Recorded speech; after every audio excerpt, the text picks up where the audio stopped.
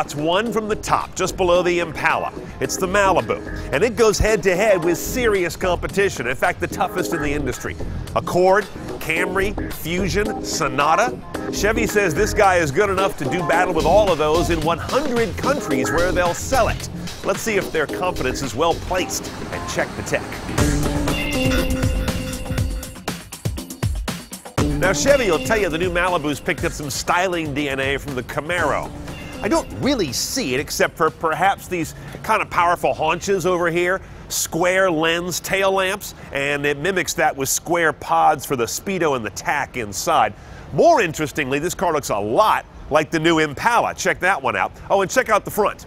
It's got an automatic shutter on the bottom air grill that will close when the engine doesn't need the cooling to improve aerodynamics. And the first thing I see inside the cabin of this Malibu is no cheap plastic crap. They've done a really good job catching up with Ford and Hyundai in particular, with the exception of GM's typical tendency to go over heavy-handed on the chrome. Your center console is rather Chevy Volt-like, but doesn't have the touch-sensitive panels. These are all real buttons, thankfully. I'm not a big fan of this touch-sensitive stuff when it comes to buttons. Key, though, is an interesting example. This car is part of this new trend toward feature radios. This is an LCD screen head unit. You would think it's got everything in it, but there's actually no navigation. This is sort of a basic interface, whether you have nav or not. Hit this little switch right here, and the whole thing flips up where your connected phone can live back there. Nice little light to see what's in there. Unfortunately, no power connector. Wouldn't it be nice to have a 12-volt outlet in there? Instead, I can put a charger down here and have a cable string down across my center console. No thank you. Now playing is an interesting shortcut. I kind of like how they've got that hardwired in here. Your energy screen we'll get to later. That shows you what your powertrain is doing. It's a big part of this car's story. We have Bluetooth hands-free, of course, standard, as well as streaming Bluetooth stereo audio on this car. Here's Pandora. Put the Pandora app on your phone, and the Chevy MyLink technology in here brings the interface up on the car's dash and blanks it out on your smartphone.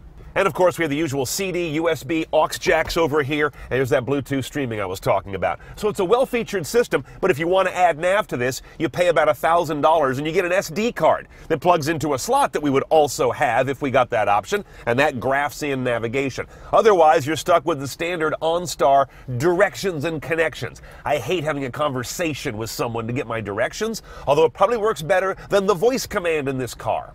Help. I am sorry. I did not catch that. It's crappy like in most cars and nowhere near as good as in most smartphones. So auto industry, you still got to catch up. One choice only, 6-speed automatic right here, plenty of chrome on the top. And this little rocker switch on the top is your shiftable one. When you put it back in manual, that will change your gears. Otherwise, leave it in drive. No paddles, no slapstick nonsense, as it shouldn't have. Check out this gauge. The Eco gauge inside the tack is also part of a new trend.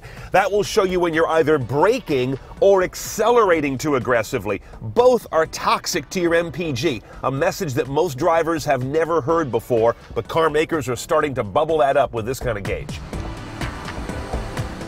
Now we have an interesting story in positioning here on this car. This Chevy Malibu Eco has a 2.4-liter engine with an electric motor assisting it. What does that sound like? That's a hybrid, folks, but you won't find a hybrid badge anywhere on this Malibu. You see, Chevy knows that hybrids are getting into weird territory for most car buyers, so they don't call it that, but that's what it is. 2.4-liter gas engine, 182 total horsepower, 172 foot-pounds of torque. It's also got auto start-stop technology when you come to a stop at a light or in traffic.